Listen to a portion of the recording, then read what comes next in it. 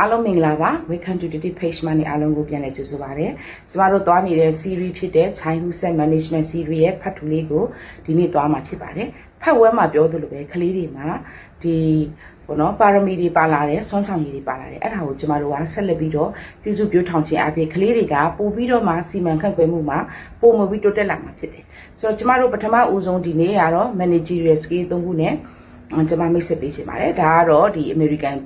စီးပွားရေးပညာရှင်ဖြစ်တဲ့ Robert ကနေပြီးတော့မှဒီ managerial skill 3ခုကိုမိတ်ဆက်ထားပေးပါတယ်ဆိုတော့ကျမတော့သူနဲ့ဒီအစီအစဉ်လေးကတော့နည်းအပြောင်းလဲလုပ်ထားတယ်ပေါ့နော်ကျမပထမဦးဆုံးမိတ်ဆက်မှာကတော့ technical skill ဖြစ်ပါတယ် technical skill ကိုကျမတို့ပြောမယ်ဆိုရင်ဤပညာဆိုင်ရာကျွမ်းကျင်မှုလို့လည်းပြောလို့ရတယ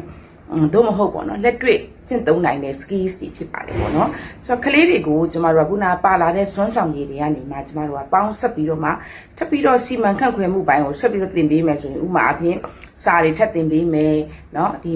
musical ဝါသနာပါတဲ့သူကိုဒီဂီတဆိုင်ရာတွေဆက်ပြီးတော့သင်ပေးမယ်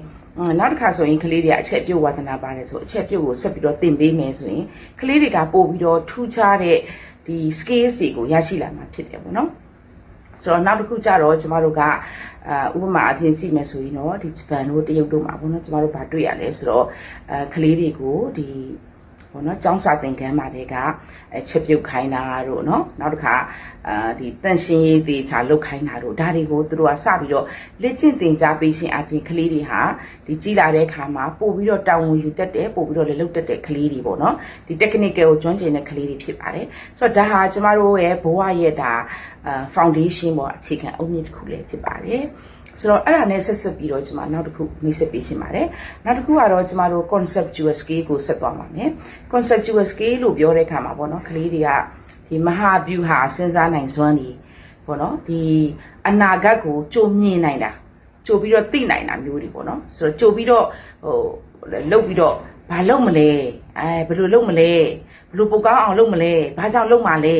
ဆိုတော့အဲ့လိုမျိုးပေါ့နော်ဆက်ပြီးတော့စဉ်းစားတတ်တဲ့ critical thinking တွေကိုကျမတို့ကတိဆောက်ပေးရမှာဖြစ်တယ်။နောက်တစ်ခါ creative thinking တွေကိုကလေးဆိုသူတို့မှာတီထွင်ကြံစားတဲ့အများကြီးပဲရှိတယ်။အဲ့ဒါကိုကျမကပို့ပြီးတော့ကောင်းလာအောင်ထပ်ပြီးတော့သင်ကြားပေးလေ့ကျင့်ပေးရမှာဖြစ်တယ်။နောက်တစ်ခါ system thinking ပေါ့နော်။အရာအလုံးကိုချိတ်ဆက်စဉ်းစားနိုင်အောင်ကျမတို့က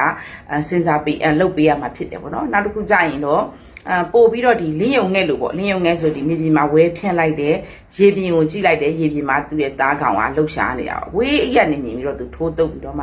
ှဒီသားကောင်သူဖန်ဆုပ်လိုက်တယ်ပေါ့နော်ဆိုတော့ကလေးတွေမှာလည်းဒီလိုရေရှည်ကိုမြင်လာနိုင်အောင်ကျမတို့ကပို့ပြီးတော့စဉ်းစားတတ်အောင်ကျမတို့က train ပေးဖို့လိုတယ်ပေါ့နော်ဆိုတော့နောက်တစ်ခုအနေနဲ့ကျွန်မပြောရမယ်ဆိုရင်တော့ကလေးတချို့ကျွန်မဒီ Facebook မှာလည်းအများကြီးတွေ့ဘူးလေဒီကလေးသူ့ရဲ့ fan တွေကအများကြီးပဲပေါ့နော်သူကဒီအဲ့ဒီမှာဆိုရင်ကျွန်မတွေ့ပဲဆိုရင်ချုပ်ကလေးတွေဆိုရင်သူတို့မိဘတွေပြောတာပေါ့နော်မမေဖေပေါ့နော်တာကြီးလာရင်သမီးကြီးလာရင်ဘယ်လိုလုပ်မှာဘယ်လိုလုပ်ဒါစိတ်ကူးရင်လည်းလို့ကျွန်မတို့ထင်ရပေမဲ့သူတို့ရဲ့စိတ်ကူးစိတ်တန်းကိုအကောင့်ထဲပေါ်ဖို့ကကျွန်မတို့မှလည်းတောင်းဝန်အများကြီးရှိတယ်ဒါသူတို့ဟာရေရှည်ကိုချိတ်ဆက်စဉ်းစားနိုင်တာဖြစ်တယ်ဒါကြောင့်မလို့ခုနနည်းပညာဆိုင်ရာကျွမ်းကျင်မှုနဲ့ဒီပေါ့နော်မဟာဗျူဟာဆိုင်ရာရေရှည်ကိုစဉ်းစားနိုင်မှုတွေဟာချိတ်ဆက်နေပါတယ်ပေါ့နော်ဆိုတော့ကျွန်မတို့တစ်ဆင့်ပြီးတစ်ဆင့်ဆက်လက်ပြီးတော့တိဆောက်ပြီးတော့ train ပေးရမှာဖြစ်ပါတယ်ဆိုတော့နောက်ဆုံးတစ်ခုအနေနဲ့ကျွန်မတို့အရေးကြီးဆုံးအရာဖြစ်ပါတယ်ပေါ့နော်ကျွန်မတို့ဒီ human skills ပေါ့နော်လူသားဖြစ်တဲ့အရာလူသားဆိုင်တဲ့ဒီစွမ်းဆောင်ရည်တွေကိုကျမတို့ကများလေးပြုစုပြောထောင်အောင်မှာဖြစ်ပါတယ်။ဥပမာအဖြစ်အခုကျမတို့ကြည့်မယ်ဆိုရင်ကလေးတွေကိုကြည့်မယ်ဆိုရင်ကလေးတွေကဒီ screen time အများများတယ်ပေါ့နော်။ social media ကြည့်တာလည်းများတယ်ဆိုတော့ခေါ်ရင်သူတို့မကြောက်ဘူးပေါ့နော်။သူတို့ concentration ဒီအာရုံစူးစိုက်မှုပေါ့နော်။အဲ့ဒီမှာအာရုံစူးစိုက်မှုကတခုအဲ့ဒီအပေါ်မှာပဲအာရုံရောက်နေတဲ့အခါမှာကျမတို့ခေါ်ရင်မကြောက်ဘူးပေါ့။ဒါဆိုရင်ကလေးတွေကိုကျမတို့ကဘာလုပ်ပေးမလဲ active listening ပေါ့။ပို့ပြီးတော့မှဒီနားထောင်တက်လာအောင်ကျမတို့ကလေ့ကျင့်ပြောထောင်ပေးရမှာဖြစ်တယ်နောက်တစ်ခါပေါ့နော်သူများတွေကိုကိုချင်းဆက်တတ်အောင်ပေါ့ဒီသူများတွေကိုဖြစ်တွေးတတ်အောင်ဥမာဖြစ် inclusiveness လူတိုင်းအားလုံးပါဝင်နိုင်အောင်သူတို့ကထက်သွင်းစဉ်းစားတဲ့ဟာပေါ့သူ့အလက်ထမ်းပိုင်ထမ်းပေါ့သူ့အလက်ပြီးငါအလက်ပြီးသူ့အလက်အဲ့လိုမျိုးစဉ်းစားတတ်အောင်ကျမတို့ကလေ့ကျင့်ပြောထောင်ပေးဖို့လိုပါတယ်နောက်တစ်ခါကျရင်ကျမတို့ win win ပေါ့နော်သူလည်းနိုင်တယ်ကိုလည်းနိုင်တယ်ဆိုတာဘဝပြောစရာကောင်းတယ်ပေါ့နော် win lose ဆိုရင်တော့ပြောစရာမကောင်းအဲ့ဆိုငငယ်လေးကသူများကိုထက်သွင်းစဉ်းစားတဲ့ဟာသူများကိုပို့ပြီးတော့ပို့ပြီးတော့ တေချာလေးပေါ့နော်ဂီယူဆိုင်တဲ့ဥစ္စာလေးမျိုးကိုကျမတို့ကပို့ပြီးတော့တင်ကြားပေးရင်တော့ပိုကောင်းပါတယ်ဆိုတော့နောက်တစ်ခုအနေနဲ့ကတော့ကျမတို့ဒီပတ်ဝန်းကျင်မှာကလေးတွေကပျော်ရွှင်စရာကောင်းတဲ့ပတ်ဝန်းကျင်လေးဖြစ်ဖို့အတွက်ကလေးတွေမှာလည်းဟာတညံရှိတယ်ပေါ့နော်အချုပ်ကလေးတွေဆိုရင်သူတို့စကားပြောရင်အရန်စိတ်ဝင်စားဖို့ကောင်းတယ်နောက်ပြီးတော့သူတို့ကဟာတတွေပြောနိုင်တယ်ပေါ့နော်ဥပမာဆိုကျမငယ်တော့ဆိုကျမ6တန်းမှာတငယ်ချင်းတယောက်ရှိတယ်ပေါ့နော်သူကတော့ဒူရင်သီးဟာစူးနေပါသူဆိုတဲ့တခြင်းကဒူရင်သီးကစူးရှိတာကျမတို့သိတာပဲဒါပေမဲ့သူဆိုလိုက်ပြီဆိုရင်ကျမတို့ကကျုံပျော်ဟောပြီးတော့ရည်ရတာပေါ့နော်ဆိုတော့အဲ့ဒါကြောင့်ကျမတို့အနေနဲ့ကကြတော့ဒီကလေးတွေကို human scale နဲ့ပတ်သက်တာကိုများသင်ပေးဖို့လိုတယ်တခုခုမားတယ်ဆိုရင် sorry ပေါ့နော် sorry ပြောတတ်အောင်အမားကနေသင်ယူတတ်အောင်ကျမတို့ပြန်ပြီးတော့lesson learn ပေါ့နော်အဲ့ဒါတွေရှိအောင်ကျမတို့က